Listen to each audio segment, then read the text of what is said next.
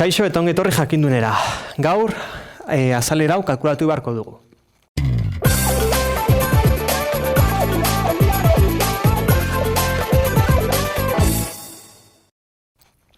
Ikusten dugunez, karratu antxerakoa ematen digute, eta nahiko zelaia dirudi, ez? Baina ondo fijatzen bagara, ikusi dezakegu hau zirkunferentzia bat dela, karratu baten barruan.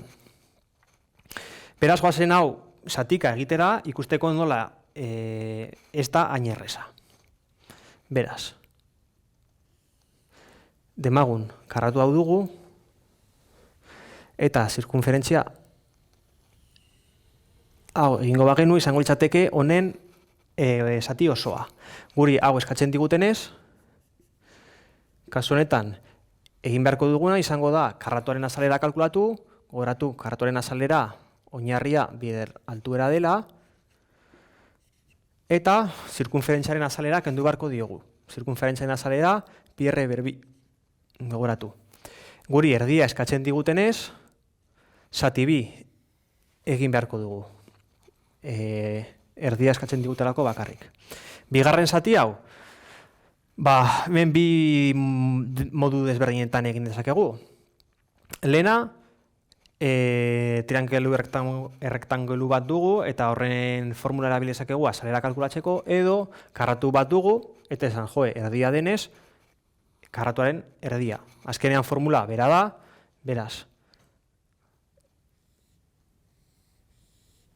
Karratu bat dugu, erdia eskatzen digute, gogoratu oinarria bider altuera zati bi, eta egin beharko duguna izango da bi hauek batu.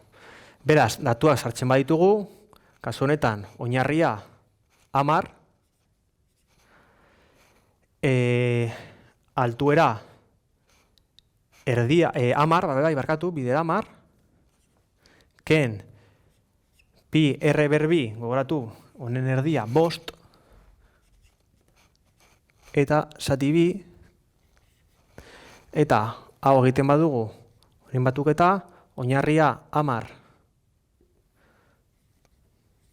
bider 10, zati bi egiten badugu, eta hau dana egiten badugu, ikusiko dugu kalkulagailuarekin, 35,7 sentimetro karratu izango dela azalera hauen